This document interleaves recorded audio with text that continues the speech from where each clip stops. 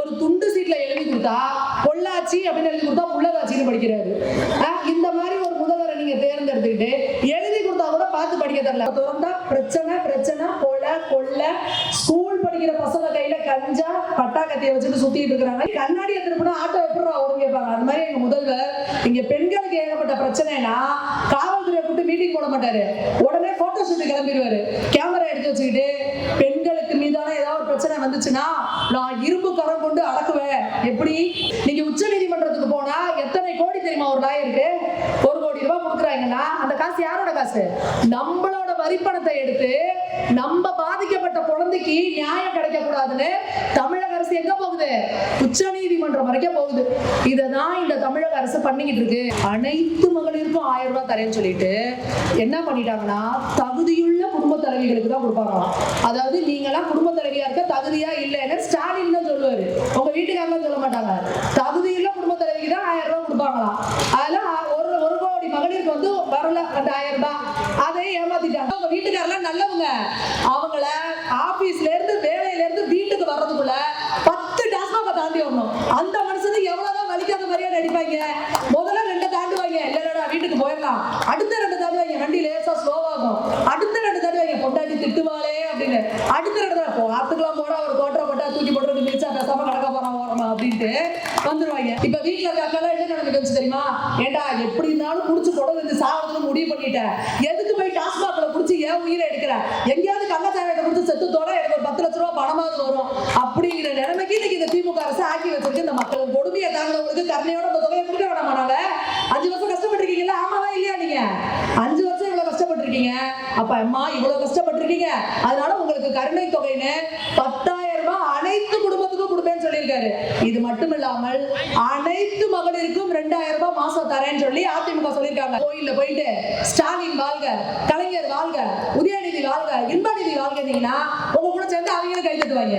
கோவில்ல போய் நமச்சிவாய வாழ்க்கெல்லாம் சொல்லக்கூடாது, பெருமாள் கோஷம் போடக்கூடாது, கோயிண்டா கோயிந்தா சொல்லக்கூடாது, கந்தசஷ்டி கவசம் போடக்கூடாது. உதயநிதி வாழ்க, இன்பநிதி வாழ்கன்னு சொல்லணும். தமிழ் படிச்சீனா நீ பிச்சை கூட எடுக்க முடியாது. எப்படி? தமிழ் படிச்சீனா நீ பிச்சை கூட எடுக்க முடியாதுன்னு சொன்னது யாரு? யார் சொன்னது? பெரியார். ஈவேரா. அவரை பெரியார்னு சொல்லக்கூடாதுங்க. பெரிய விஷயங்கள் செய்வதா செயற்கரிய செய்வார் பெரியார்.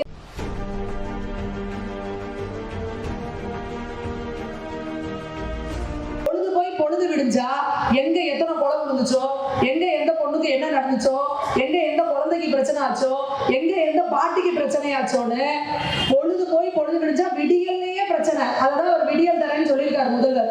நமக்கு அது தெரியாம ஓட்டு போட்டிருக்கீங்க நீங்க. விடியல்ல காலையில எந்திரிச்சு நியூஸ் பேப்பரை திறந்தா பிரச்சனை பிரச்சனை, கொலை கொள்ளை, ஸ்கூல் படிக்கிற பசங்க கையில கஞ்சா பட்டா கத்தியை வச்சுட்டு சுத்திட்டு இருக்கிறாங்க. குழந்தைங்களை நிம்மதியா வெளியில அனுப்ப முடியல, பொம்பளை பிள்ளைகளை வெளியில விளையாட கூட அனுப்ப முடியல. குழந்தைகளுக்கு எதிரான போக்சோ வழக்குகள் 100% அதிகமாயிருக்கு இந்த திமுக ஆட்சியில. ஏன் அவ்வளவு நடக்குது அப்படின்னா முதல்வர் தான் அவர் கையில வச்சிருக்காரு காவல்துறையை. காவல்துறை கையில வச்சிருக்க முதல்வர் என்ன பண்றாரு அப்படின்னா என்ன பிரச்சனை நடக்குது, தமிழ்நாட்டுல என்ன நடக்குதுன்றதே முதல்வருக்கு தெரியல. ஒரு பொம்மை முதல்வரா உட்கார்ந்துருக்காரு. கண்ணாடி எடுத்துட்டு ஆட்டோ எப்படி அவரும் கேட்பாங்க. அது மாதிரி எங்க முதல்வர் இங்க பெண்களுக்கு ஏகப்பட்ட பிரச்சனைனா காவல்துறையை கூட்டு மீட்டிங் போட மாட்டாரு, உடனே போட்டோ ஷூட் கிளம்பிடுவாரு. கேமரா எடுத்து வச்சுக்கிட்டு பெண்களுக்கு மீதான ஏதாவது பிரச்சனை வந்துச்சுன்னா நான் இரும்பு கரம் கொண்டு அடக்குவேன். எப்படி? வாய் மட்டும்தான் வேலை செய்யுது, கை ஒண்ணு வேலை செய்ய மாட்டேங்குது. வாயில சொல்றாரு இரும்பு கரம் முடுக்குங்கிறாரு. எங்க முடுக்குது? எங்க நடக்குது? எங்க பார்த்தாலும் பெண்களுக்கு பிரச்சனை. போய் போலீஸ் ஸ்டேஷன்ல கம்ப்ளைண்ட் கொடுத்தீங்கன்னா எஃப்ஐஆர் போட மாட்டேங்கிறாங்க. எஃப்ஐஆர் போடப்படாமல் எவ்வளவு பெண்களுக்கு பிரச்சனை, பெண் குழந்தைகள் மீதான பிரச்சனைக்கு போனா எஃப்ஐஆர் போடாம எவ்வளவு பிரச்சனையும் வேதனையும் இந்த திமுக அரசு கொடுத்துட்டு இருக்கு. எங்கேயாவது ஒரு ஆளும் அரசு ஒரு பாதிக்கப்பட்ட பெண்ணை தாக்கி பார்த்திருக்கீங்களா? யார் தப்பு செஞ்சாலும் அவனை காப்பாத்தி நீங்க பார்த்திருக்கீங்களா? அண்ணா நகர்ல 10 வயது குழந்தைக்கு ஒருத்த பாலியல் துன்புறுத்தல் கொடுத்து கொடுமைப்படுத்துறான். அவங்க அப்பா அம்மா ஒரு கூலி தொழிலாளி. அந்த அண்ணா நகர் காவல் நிலையத்துல போய் கம்ப்ளைண்ட் கொடுக்குறாங்க. கம்ப்ளைண்ட்டை எடுத்துக்க மாட்டேங்குது காவல்துறை. அது மட்டும் இல்லாம அவங்க அம்மா அப்பாவை நிர்வாணப்படுத்தி அடிச்சு அந்த அம்மா மேல விபச்சார வழக்கு போடுவேன்னு மிரட்டுறாங்க. ஏன்னா அவன் ஒரு திமுக நிர்வாகிங்கிறதுக்காக அவனை காப்பாத்துறதுக்கு இந்த திமுக அரசு எவ்வளவு எல்லைக்கு போயிருக்கு தெரியுமா? அந்த பெத்தவங்க என்ன கேட்டாங்கன்னா இங்க எங்களுக்கு நீதி கிடைக்காதுங்க, சிபிஐ சிபிஐ வழக்கு விசாரிக்கணும்னு சொல்றாங்க. சிபிஐ வரக்கூடாதுன்னு உச்ச நீதிமன்றத்துக்கு போகுது இந்த தமிழக அரசு. அப்ப பாதிக்கப்பட்ட பெண்களுக்கு பக்கம் நீங்க இருப்பீங்களா, இல்ல யார் அயோக்கிய பயலோ அவ பக்கம் இருக்குமா அந்த திமுக அரசு? நீங்க உச்ச நீதிமன்றத்துக்கு போனா எத்தனை கோடி தெரியுமா ஒரு லாயருக்கு? 1 கோடி ரூபாய் கொடுக்குறாங்கன்னா அந்த காசு யாரோட காசு? நம்மளோட வரிப்பணத்தை எடுத்து நம்ம பாதிக்கப்பட்ட குழந்தைக்கு நியாயம் கிடைக்க கூடாதுன்னு தமிழக அரசு எங்க போகுது? உச்ச நீதிமன்றம் வரைக்கும் போகுது. இததான் இந்த தமிழக அரசு பண்ணிக்கிட்டு இருக்கு. அண்ணா யூனிவர்சிட்டியில காலேஜ் கேம்பஸ்க்குள்ள அந்த பொம்பளை பிள்ளைய வந்து பாலியல் துன்புறுத்தல் கொடுத்து பண்றான். அந்த பொண்ணு கம்ப்ளைண்ட் கொடுக்குது. அந்த பொண்ணு பத்தின அத்தனை தகவல்களும் வெளியிடுறாங்க. கோர்ட் உத்தரவுப்படி ஒரு பெண் பாதிக்கப்பட்டாங்கன்னா அந்த பெண் பத்தின தகவலை சொல்லக்கூடாது. ஆனா இந்த தமிழக அரசு, திமுக அரசு எப்பேற்பட்ட பெண்கள் விரோத அரசுன்றது உங்களுக்கு தெரியாது இல்ல? இந்த திமுக அரசு ஜெயலலிதா அம்மாவை என்னென்னலாம் கேவலமா பேசுறாங்க நம்ம பார்த்திருக்கோம் தானே? ஒரு பெண் என்ற காரணத்தினாலேயே அவங்க எவ்வளவு ஆளுமை மிக்கவங்க, எப்படி ஆட்சி நடத்தினாங்க. அவங்களோட ஆட்சி காலத்துல ஒரு பெண்ணுக்கு ஒரு பிரச்சனைனா சும்மா விட்டுருவாங்களா? அவங்க எப்படி பாதுகாப்பு கொடுப்பாங்க?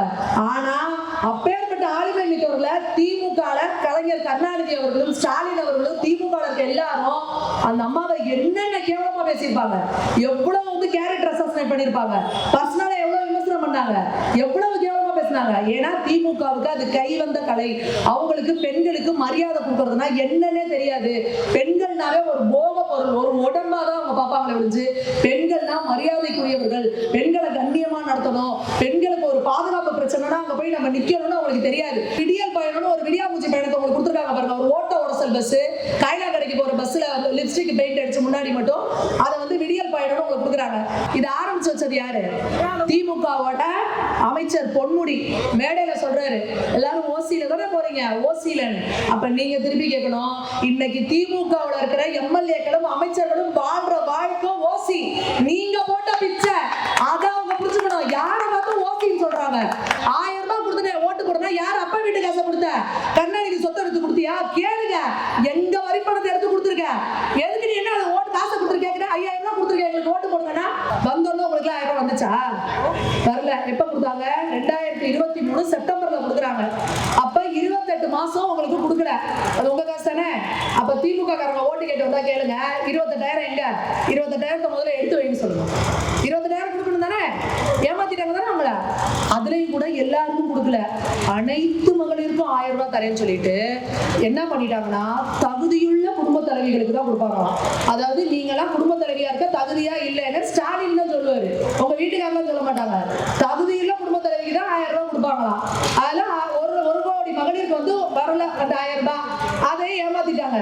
இந்த விடியல் ஆட்சி அப்படின்னாலே கலர் கலரா எப்படி ரீல் விடணும், எப்படி வார்த்தையை முன்னுக்கு பின்ன மாத்தி பேசணும், எப்படி எல்லாம் மக்களை ஏமாத்தணும் அவங்களுக்கு நல்லா தெரியும்.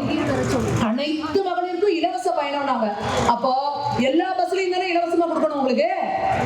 இந்த பஸ் ஒரு ஓட்ட ஓடச பஸ்ல உங்களை ஏற்றி விட்டுட்டு அந்த பஸ்ஸை விட்டீங்கன்னா அடுத்த பஸ்ல ஏறினா 10 ரூபாய் டிக்கெட் என்ன பண்ணிட்டாங்க? 30 ரூபாய்க்கு விட்டாங்களா? அப்போ அந்த ஓட்ட பஸ்ஸும் நிறுத்த மாட்டேன். நீ அடுத்த பஸ்ல ஏறினா என்ன டபுள் சார்ஜ் கட்டணும்.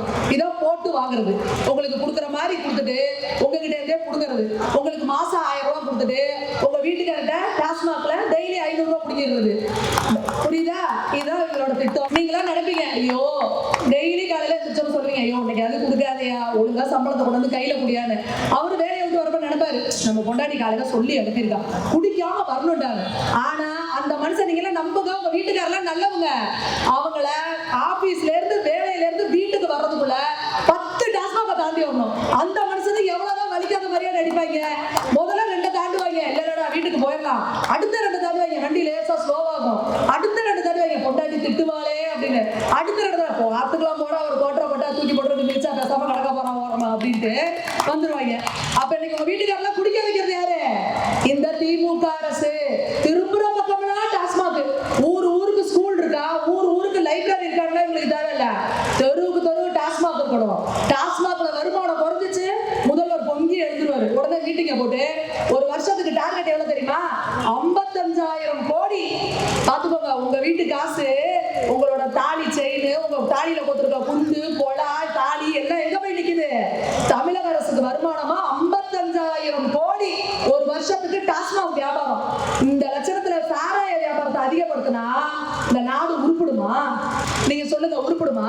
உங்களுக்கு மாசம் 1000 ரூபாய் கொடுத்துட்டு டெய்லி உங்க வீட்டுக்காரர் கொண்டு போய் 500 ரூபாய் டாஸ்மாக்ல கொடுத்தாருன்னா அந்த 15,000 மிச்சப்படுத்தினா நீங்க 4 அக்காவை விட்டு கஷ்டப்படுறாங்க 1000 ரூபாய் கொடுத்துடலாம்ல. நீங்க அவங்ககிட்ட கையெழுதிக்க போறீங்க. அப்போ இதுதான் இந்த திமுகவோட சூழ்ச்சி. அதை நீங்க முதல்ல புரிஞ்சுக்கணும். பெண்கள் ஏன் இன்னைக்கு திமுக அதை வந்து பெண்கள் இது பண்றாங்க தெரியுமா? பெண்கள் தான் அரசியல் புரிஞ்சவங்க. பெண்களுக்கு தான் இந்த ஆட்சியில என்ன கேவலமா நடக்குன்னு தெரியும். எதுக்கு பால் விலை ஏத்துன? பால் விலை ஏத்திட்டாங்கல்ல, உங்களுக்கு தான் தெரியும். தண்ணி கொண்டு வருத தெருவுக்கு காவிரி பிரச்சனை. இவரே முதல்வர் வந்த உடனே அங்க பாஜக ஆட்சியில இருந்துச்சு, தண்ணி தடையற கொடுத்துட்டு இருந்தாங்க கர்நாடகால. இவர் போய் அணைய திறக்கிறேன்னு அந்த அணையில பூவை தட்டோட தூக்கி போடுறாரு. ஒரு அணையில பூவை கையில எடுத்து போடுறது கூட தெரியாத ஒரு முதல்வர் தட்டோட தூக்கி போட்டுட்டு வந்தாரு. அதுதான் கடைசியா அவர் தட்டோட பூ போட்டது. அதுக்கப்புறம் அங்க தண்ணியே வரல கர்நாடகால. ஏன்னா இவங்க எல்லாம் இந்த விடியாமூஞ்சி ஆட்சி எல்லாம் போய் அங்க போய் ஓட்டு கேட்டு பிரச்சாரம் பண்ணி பாஜக அரசை எடுத்துட்டு அங்க காங்கிரஸ் ஆட்சியை கொண்டு வந்துட்டாங்க. கர்நாடகால காங்கிரஸ் வந்து என்ன பண்ணிருச்சு? நமக்கு தண்ணி தரதை நிறுத்திடுச்சு. அப்ப இந்த காங்கிரசும் திமுகவும் தமிழகத்திற்கு எவ்வளவு தீய சக்திகள்ங்கிறத நீங்க புரிஞ்சுக்கணும். என்னைக்குமே தமிழக மக்களோட ஆதரவு திமுகவுக்கு கிடையாது. அது நமக்கு நல்லாவே தெரியும். பெண்களுக்கு திமுகவே பிடிக்காது. கோடியிலும் தெரியும். ஐயோ திமுக கடைங்க வந்தாலே ரவுடிசம் தான், பொம்பளைங்களுக்கு பாதுகாப்பு இருக்காது, சாராயம் கரம்புண்டு ஓடும். இப்ப புதுசா அதாவது அடுத்தடுத்த லெவலுக்கு வருது இல்ல திமுக. அடுத்த தலைமுறை வந்திருக்குல்ல. இப்ப ஸ்டாலின் அவர்கள் தாண்டி உதயநிதி ஸ்டாலின் வந்திருக்காங்க. இவ்வளவு நாள் சாராயம் கஞ்சான் இருந்தோம். இப்ப பாத்தீங்கன்னா மெத்தமெட்டமைன் அப்படின்னு ஒரு போதை பொருள். அந்த பேர்ல நம்ம வாயிலே நம்ம கேள்விப்பட்டிருக்கீங்களா? யாராவது இந்த பேர்ல கேள்விப்பட்டிருக்கீங்களா? ஆனா நம்புங்க, நம்ம வீட்டு பிள்ளைங்களா இந்த கையில வச்சுக்கிட்டு யார் தெரியுமா எல்லாம் சப்ளை பண்ணிட்டு இருக்கா? தமிழ்நாடு முழுக்க உலகம் முழுக்க திமுகவோட அயலக்காணியில இருக்க ஜாபர் சாதிக் அப்படிங்கிறவரு உலக நாடுகளுக்கெல்லாம் ஏற்றுமதி பண்ணிட்டு இருக்கிறாரு இந்த போதை பொருளை. கள்ளச்சாராயம் குடிச்சு செத்தவனுக்கு 10 லட்சம் ரூபாய் பணம். அதுல அந்த கள்ளச்சாராயம் காய்ச்சனால அவனும் டேஸ்ட் பார்க்கறதுக்கு 2 மடக்கா குடிச்சுட்டு அவனும் போய் படுத்து கிடக்குறான். அவனுக்கு 2 லட்சம் ரூபாய் பணம். சாராயம் காய்ச்சன இருக்கும். இப்ப வீட்டுல இருக்க அக்கெல்லாம் என்ன நடந்துட்டு வந்துச்சு தெரியுமா? ஏண்டா எப்படி இருந்தாலும் குடிச்சு தொடர்ந்து இந்த சாவதுன்னு முடிவு பண்ணிட்டேன். எதுக்கு போய் டாஸ்மாக்ல குடிச்சு ஏன் உயிரை எடுக்கிற? எங்கேயாவது கள்ளச்சாராயத்தை குடிச்சு செத்து தோட எனக்கு ஒரு 10 லட்சம் ரூபாய் பணமாவது வரும் அப்படிங்கிற நிலைமைக்கு இன்னைக்கு இந்த திமுக அரசு ஆக்கி வச்சிருக்கு இந்த மக்களை. கொடுமையை தாங்கினவங்களுக்கு கருணையோட இந்த தொகையை கொடுக்க வேணாமா? நாங்க 5 வருஷம் கஷ்டப்பட்டிருக்கீங்களா? ஆமாவா இல்லையா? நீங்க 5 வருஷம் இவ்வளவு கஷ்டப்பட்டிருக்கீங்க. அப்ப அம்மா இவ்வளவு கஷ்டப்பட்டிருக்கீங்க, அதனால உங்களுக்கு கருணை தொகைன்னு 10,000 ரூபாய் அனைத்து குடும்பத்துக்கும் கொடுப்பேன்னு சொல்லியிருக்காரு. இது மட்டும் இல்லாமல் அனைத்து மகளிருக்கும் 2,000 ரூபாய் மாசம் தரேன்னு சொல்லி அதிமுக சொல்லியிருக்காங்க. நீங்க அதிமுக ஓட்டு போட்டீங்கன்னா, ஓட்டு போட்டு அவங்க ஆட்சிக்கு வந்தோன்னா அந்த மாதமே திமுக கூட ஏமாத்துறது கிடையாது. 28 மாசம் தகுதி இருக்கா தகுதி இல்லையாங்கிறது கிடையாது. நீ திமுக ஓட்டு போடுவியா இல்ல பிஜேபிக்கு ஓட்டு போடுவியா அப்படின்னு பார்த்து கொடுக்கறது கிடையாது. அனைத்து மகளிருக்கும் 2,000 ரூபாய் உங்க கணக்குல வர வைக்கப்படும், உங்களுக்கு கொடுக்கப்படும். எடப்பாடி பழனிசாமி அவர்கள் சொல்லியிருக்காங்க. எப்பவுமே என்டிஏ கூட்டணியில என்ன சொல்றாங்களோ அதை செய்வாங்க. திமுக மாதிரி பொய்ய பேசிட்டு தெரிய மாட்டாங்க. தாடி செயின் அடகு வச்சுட்டு இன்னைக்கு எல்லாம் கையோட தெரிஞ்சுக்கிட்டு இருக்குதுங்க. இவங்க நகை கட்டத்தை தள்ளுபடி பண்ணல, நகையெல்லாம் மூழ்கி போயிருச்சு. அப்போ இந்த பொய் பித்தலாட்ட கும்பல வாக்குறுதி கலர் கலரா கொடுப்பாங்க. நீங்க நம்பாதீங்க. இன்னைக்கு திமுக என்ன தெரியுமா கொடுப்பாங்க? ஆங்கள் அடுத்த முறை ஆட்சிக்கு வந்தால் அனைவரையும் வருஷத்துக்கு ஒருக்க நிலாவுக்கு சுற்றுலா கூட்டு போவோம். செய்யவா போறாங்க? வாய்க்கு வந்தது தானே. நான் அந்த சொல்லுவால செந்தில நான் சொன்னேன் மகாபிரபு நீ கோடீஸ்வரனா போற அப்படின்னா, அப்படியா தம்பி அவனுக்கு ஒரு 100 ரூபாய் கொடு அப்படின்னா, நீ சொன்னி நான் கோடீஸ்வரனாகல, நீ சொல்லதை கேட்ட சந்தோஷப்பட்டல, அதே போல நானும் உனக்கு 100 ரூபாய் கொடுக்க போறது இல்ல, நான் சொன்னதை கேட்டு நீ சந்தோஷப்படல, 2 சரியா போச்சு போட்டுருவாங்க. இதுதான் திமுகவோட வாக்குறுதிக்கு எக்ஸாம்பிள். திமுக கொடுக்குற வாக்குறுதிகளை நம்பாதீங்க. தண்ணியில கூட எழுத முடியாது. அவங்க சொல்றத காத்துல எழுதணும். பொய்யும் பித்தலாட்டமும். கேஸ் சிலிண்டர் 500 ரூபாய்க்கு தருவேன் கொடுத்தாங்களா? பெட்ரோலுக்கு 5 ரூபாய் குறைக்கிறேன், டீசலுக்கு 3 ரூபாய் குறைக்கிறேன் நாங்க. இப்ப வரைக்கும் குறைச்சாங்களா? கல்வி கடனை தள்ளுபடி பண்றேன் நாங்க, தள்ளுபடி பண்ணாங்களா? விவசாய கடனை தள்ளுபடி பண்றேன் நாங்க, தள்ளுபடி செஞ்சாங்களா? இதுவே லிஸ்ட் வருது இத்தனை. ஆனா முதல்வரை கேட்டா என்ன சொல்றாருன்னா, எங்களுக்கு கொடுத்த வாக்குறுதிகளை 99% நான் நிறைவேற்றிட்டேன். முதல்வர் கணக்குல ரொம்ப பிரச்சனை நமக்கு தெரியும். அவர் 87, 25 கூட்டினா 90 வருதும் பாரு. அதனால அவர் எதுலதான் வீக்கில் எழுதிருக்கல. நீங்க அது உங்க மைண்ட் வாய்ஸ் சத்தமா கேக்குது. அவர் எல்லாத்துலயுமே வீக்கு தான். எழுதி கொடுத்தாலே பார்த்து படிக்க தரல. ஏன்னா இந்த தமிழகத்துக்கு வந்த கேட பாருங்க. அறிவார்ந்த முதல்வர்கள்னா எப்படிப்பட்டவர்கள்? இந்தியாவுக்கே லீடரா இருந்தவங்க, இந்தியாவுக்கே உதாரணமா காட்டுற தமிழர் முதல்வர்கள் இருந்த காலத்துல ஒரு துண்டு சீட்ல எழுதி கொடுத்தா பொள்ளாச்சி அப்படின்னு எழுதி கொடுத்தா உள்ளதாச்சின்னு படிக்கிறாரு. இந்த மாதிரி ஒரு முதல்வரை நீங்க தேர்ந்தெடுத்துக்கிட்டு எழுதி கொடுத்தா கூட பார்த்து பார்த்து படிக்க தெரியல. பிரஸ் மீட்னா என்னக்கா, பத்திரிக்கைக்காரங்க தான் நிப்பாங்க, அவங்க கேள்வி கேட்பாங்க, முதல்வர் பதில் சொல்லுவாரு. இவங்க என்ன கேள்வி கேட்கணும், எந்த கேள்வி முதல்ல எந்த கேள்வி ரெண்டாவதுங்கிறத முதல்ல எழுதி கொடுத்துட்டாங்க. அதுல முதல்வரோட அறிவாளித்தனம் என்ன தெரியுமா, ரெண்டாவது கேட்கிற கேள்வியை முதல்ல கேட்டாங்க. அதே கேட்டார் மைக்கில், என்னப்பா அதை முதல்ல கேட்கிற. இப்படி ஒரு முதல்வரை நீங்க எங்கேயாவது பார்த்திருக்கீங்களா? இதெல்லாம் நம்ம வெட்டியா கேடு. முதல்வர் இந்த 5 வருஷத்துல 5 லட்சம் கோடி கடன் வாங்கி வச்சிருக்காரு நம்ம தமிழ்நாட்டுல. கேள்வி கேளுங்க போய், என்ன பண்ண 5 லட்சம் கோடியில இந்த ரோட்ல அப்படியே சிங்கப்பூர் ரோடு மாதிரி இருக்கா? உங்க வீடெல்லாம் அப்படியே ஃபுல்லா எல்லாம் பிளாட் சிஸ்டமா மாறி எல்லாரும் 2 BHK டைல் ஹவுஸ்ல இருக்கீங்களா? எல்லாரும் வீடு கட்டி கொடுத்துட்டாரா? உங்க பிள்ளைங்க எல்லாம் அப்படியே ஹைஃபையா கான்வென்ட் மாதிரி ஆக்கிட்டாங்களா? உங்க கார்ப்பரேஷன் ஸ்கூல்லாம் அரசு பள்ளியில எப்படி ஆயிடுச்சு, கான்வென்ட் மாதிரி ஆக்கிட்டாங்களா? அரசு பள்ளிகளுக்கு போனீங்கன்னா டாய்லெட்டுக்குள்ள போய் பாருங்க. முதல்ல டாய்லெட்டே கிடையாது, இல்லைன்னா அந்த டாய்லெட்ல கால் வைக்க முடியாது. நம்ம பிள்ளைகள் காலையில இருந்து நைட்டு வரைக்கும், சாயந்தரம் அந்த டியூஷன் முடிச்சு வீட்டுக்கு வர வரைக்கும் பாத்ரூம் போகாம அடக்கி வச்சுட்டு வராங்க. எத்தனை குழந்தைகளுக்கு கிட்னி ஃபெயிலியர் ஆகுது தெரியுமா, யூரினரி இன்ஃபெக்ஷன் வருது தெரியுமா? சாதாரணமா நம்ம கடந்து போறோங்க. ஆனா இந்த பள்ளிக்கூடத்துல டாய்லெட்டுக்கு கோடி ரூபாய் ஒதுக்குறாங்க. இதெல்லாம் சுருட்டி இவங்க வாயில போட்டுக்கிட்டு நம்ம பிள்ளைகளை நம்ம பறி கொடுக்குறோம். நம்ம பிள்ளைங்க அவஸ்தைப்படுது. வயசுக்கு இந்த பிள்ளைங்க இருக்கிறதுல யோசிச்சு பாருங்க. அந்த பிள்ளைங்க மாதவிடாய் காலத்துல ஒரு நாப்கின் மாத்திரம்னா கூட பாத்ரூம் கிடையாது இன்னைக்கு கவர்மெண்ட் ஸ்கூல்ல. ஆனா அதுக்கு எல்லாமே ஃபண்ட் இருக்கு.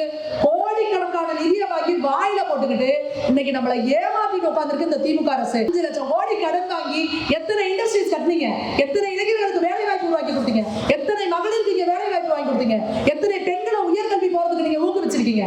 என்ன இருக்கு உங்ககிட்ட? ஒண்ணுமே கிடையாது. வெத்து வாய்ச்சோட போன ஆட்சியில டாஸ்மாக் தேவையா, அதாவது கொரோனாயா வெளியே வந்தா செத்து பேர் வாங்குறாங்க, ஆனாலும் மாஸ்க் போட்டு ரோட்ல நிக்கிறாரு. டாஸ்மாக் திறந்தேன்னு இன்னைக்கு இவர் என்ன பண்ணி வச்சிருக்காரு, தெருவுக்கு 3 டாஸ்மாக் திறந்து வச்சுக்கிட்டு தீபாவளியா 700 கோடி, பொங்கலா 500 கோடி, குடியரசு தினமா 200 கோடி, இப்படி எல்லாம் கோடி கோடியா போயிட்டு நம்ம வீட்டுல நமக்குலாம் என்ன சொல்றாங்க, பிம்பிலிக்கு பில்லாப்பி. நம்ம கிட்ட என்ன இருக்கு, வெறும் வடிவேல் மாதிரி பாக்கெட் டவுசரை திறந்து வெறும் பாக்கெட் தான் கொடுக்குறாங்க. நம்ம வீட்டுக்காரங்க வீட்டுக்கு வந்தா எல்லாத்தையும் டாஸ்மாக்ல உருவிட்டு விட்டுறாங்க. இதுக்கு பேர் ஒரு ஆட்சி நான் நடத்திக்கிட்டு முழுக்க இந்த அரசு 2 விஷயத்தான் அந்த ஆட்சியை நடத்துது. ஒண்ணு சாராய கடை, இன்னொன்னு நம்ம கோவில்கள்ல பொம்பளைங்க எல்லாம் கொண்டு போய் உண்டியல் காசு போடுறீங்க பாருங்க, அத்தனையும் எடுத்துட்டு போயிடுறது.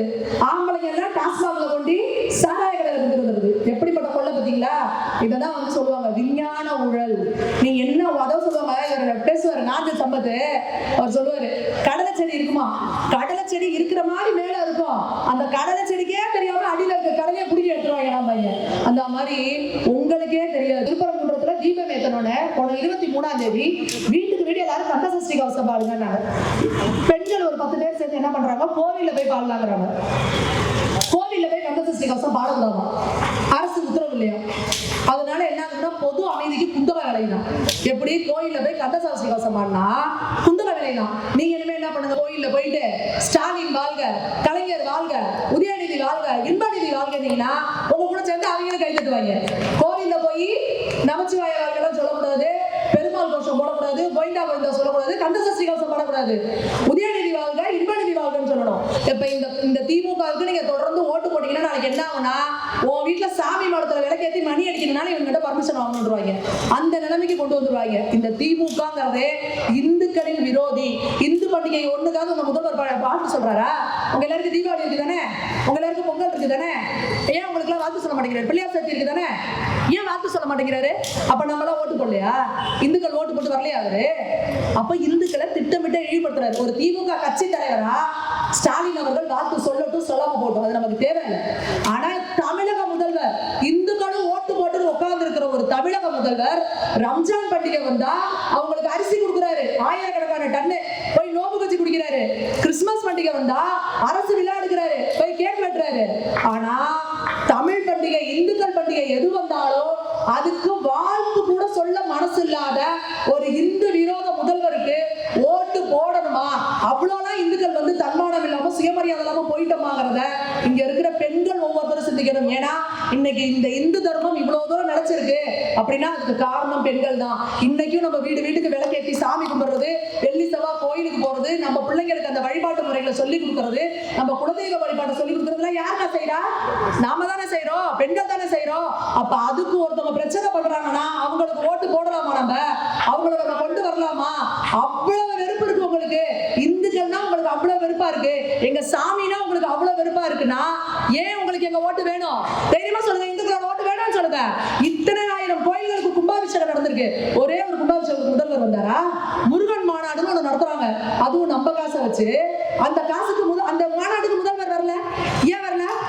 அப்போ நீங்க கிறிஸ்துமஸ் பண்டிகைக்கு போறீங்க, ரம்ஜான் பண்டிகைக்கு போறீங்க, ஏங்க அரசே நடத்துற முருகன் மாநாட்டுக்கு நீங்க வரல? தமிழர்களையாவது மதிக்கிறாங்களான்னா கிடையாது. அவங்க இன்னைக்கு சொல்லிட்டு இருக்காங்க, எங்களோட கொள்கை தலைவர் ஈவேரா தான், ஈவேரா மட்டும் இல்லைனா அப்படின்னு ஆரம்பிச்சிடுறாங்க. ஈவேரா தமிழை பத்தி என்ன தெரியுமா சொல்லியிருக்காரு? தமிழ் ஒரு காட்டு மிராண்டி மொழி, நீச பாஷை. உன் வீட்டுல வேலைக்காரி கிட்ட கூட தமிழ்ல பேசாத, இங்கிலீஷ்ல பேசு. தமிழ் படிச்சீனா நீ பிச்சை கூட எடுக்க முடியாது. எப்படி? தமிழ் படிச்சீனா நீ பிச்சை கூட எடுக்க முடியாதுன்னு சொன்னது யாரு? யார் சொன்னது? பெரியார். ஈவேரா. அவர் பெரியார்னு சொல்லக்கூடாதுங்க, பெரிய விஷயங்கள் செய்வதா செயற்கரிய செய்வார் பெரியார். கோவில் வாசல்ல ஒரு சிலை வச்சிருக்காங்க, என்ன போட்டிருக்காங்க தெரியுமா? கடவுளை நம்புவன் காட்டு மிராண்டி, கடவுளை நம்புவன் முட்டாள், கடவுளை நம்புவன் அயோக்கியர். அப்ப நம்மள எல்லாம் என்ன சொல்றாங்க? நாமெல்லாம் முட்டாளா, நாமெல்லாம் காட்டு மிராண்டியா, நாமெல்லாம் அயோக்கிய பேருங்களா? அதை எங்க வச்சிருக்காங்க? நம்ம கோவில் வாசல்ல வச்சிருக்காங்க. யோசிச்சு பாருங்க, எவ்வளவு பெரிய அயோக்கியத்தனம் இது. வேற எந்த மாத்திரம் இருக்கவங்களால செஞ்சிட முடியுமா? அப்ப இந்துக்கள் என்ன நினைச்சிட்டு இருக்காங்க? அவ்வளவு கேவலமா நினைச்சிட்டு இருக்காங்க. அப்ப ஈவேரா என்ன சொல்றாருன்னா, கடவுளே கிடையாது, கடவுளை கும்பிடுறவன் முட்டா பையன் அப்படின்னு சொன்ன ஒரு சித்தாந்தத்தை அவர் தான் எங்களுக்கு எல்லாம் தூக்கி பிடிச்சிட்டு இருக்க திமுக தலைவர் ஸ்டாலின் அவர்கள் இன்னே வரைக்கும் அந்த இந்து விரோத போக்க கடைபிடிச்சிட்டு வராரு. எங்கேயுமே எந்த இந்து பண்டிகைகளுக்கும் வாழ்த்து கூட சொல்ல முடியாத, நம்ம கோவில்ல ஒரு விளக்கேற்றணும்னு கூட நினைக்காத, விளக்கு ஏற்றக்கூடாதுன்னு சொல்றாரு, தடை போடுறாரு. 144 தடை உத்தரவு. அந்த திருப்பரங்குன்ற மக்கள் பெண்கள்லாம் பொங்கி எழுதாங்க, ஏங்க எங்க முருகன் கோயில ஒரு விளக்கேற்றினா என்னங்க உங்களுக்கு பிரச்சனை? ஏங்க எங்க முருகனுக்கு இந்த மாதிரிலாம் பண்றீங்க? எங்க முருகன் எங்களோட குலதெய்வங்க, எதுக்கு அந்த கோயில ஒரு விளக்கேற்ற கூடாதுன்னு சொல்றீங்க? அப்படின்னா இவங்க எங்க சொல்றாங்களோ அதுதான் விளக்கேற்றணும். கோவில்ல எங்க விட நான் படிக்கல்ல வச்சுவேன், வாசல்ல போற விளக்கில் வச்சுவேன். எங்க கோயில நான் விளக்கேற்றவங்க எங்க வலிக்குது? அதுல ஒரு பெரிய தூண் வச்சிருக்காங்க. அந்த ஊர்காரங்களே என்ன சொல்றாங்க? அது விளக்கு தூண். அது பேர் என்ன? விளக்கு தூண். விளக்கு தூண்ல என்ன ஏற்றுவாங்க? விளக்கு தானே ஏற்றுவாங்க, பேர்லயே இருக்கு விளக்கு தூண். இவங்க என்ன சொல்றாங்க? சர்வே கல்லா அளந்து ரோட்ல மயில் கல்லா வச்சிருக்காங்க. சர்வே கல்லை வந்து ஆஞ்சநேயர் செதுக்கி வச்சிருப்பாங்க. ரோட்டுக்கு நீங்க இந்த மயில் கல் வச்சிருக்கீங்களே, ஒவ்வொரு மயில் கல்லையும் முருகன், பிள்ளையார், ஆஞ்சநேயர் செதுக்கி வச்சிருக்காங்களா? இப்ப தமிழர்கள் இந்துக்கள் எல்லாம் முட்டாள்கள் நினைச்சுக்கிட்டாங்களா? அப்ப இன்னைக்கு நம்ம தமிழ் கடவுள் முருகனுக்கே இந்த ஒரு நிலைமை. முருகனை வழிபடக்கூடாது, முருகனுக்கான கந்தசஷ்டி கவசத்தை பாடக்கூடாது, முருகன் கோவில்ல ஒரு விளக்கேற்ற கூடாதுன்னு கிளம்புனா இந்த இந்து விரோதிகள், இந்த தமிழ் விரோதிகளை திரும்பி நாம ஆட்சிக்கு அமர்த்தலாமா? பெண்கள் நீங்க தான் முடிவு பண்ணணும். நீங்க தான் அரசியல்ல மாற்றத்தை கொண்டு வர போறவங்க. நீங்க தான் நாளைக்கு ஓட்டு கேட்டு தருவீங்க தான் பேசுவீங்க. ஆனா நீ 5 வருஷத்துக்கு முன்னாடி வந்த, 5 வருஷம் வச்சு இப்பதான் வர, 5 வருஷம் எங்க போன, என்ன வந்து எங்க தொகுதிக்கு செஞ்சா நீங்க தானே கேட்பீங்க. அதனாலதான் இன்னைக்கு பெண்களை பார்த்து பயப்படுறாங்க. நீங்க எல்லாரும் கேள்வி கேளுங்கள். ஓட்டுக்கு 5000 இல்ல 10000 இல்ல 50000 கொடுத்தாலும் வாங்கி வச்சுக்கோங்க. அவ்வளவு உங்ககிட்ட கொள்ளையடிச்ச காசு, யார் அப்பா விட்டு காசு இல்ல, உங்ககிட்ட கொள்ளையடிச்ச காசை கொடுக்குறாங்க, வாங்கி வச்சுக்கோங்க. ஆனா ஒருத்தரோட ஓட்டு கூட திமுகவுக்கு போயிடக்கூடாது. அப்படி போற ஓட்டு நாமளே நம்ம வீட்டுக்கார டாஸ்மாக் போன அனுப்புறது, நாமளே நம்ம பிள்ளைங்க கையில கஞ்சா பொட்டலத்தை கொடுக்கறது, நாமளே நம்ம பெண் குழந்தைகளுக்கு ஒரு பாதுகாப்பு இல்லாத சமுதாயத்தை உருவாக்குறதுக்கு சமம். ஓட்டு கட்டத்துல போய் கை வைக்கிறப்போ உங்களோட கணவரும், உங்களோட ஆண் பிள்ளையும், உங்களோட பெண் பிள்ளையும் கண்ணுக்கு முன்னாடி உங்களுக்கு வரணும்.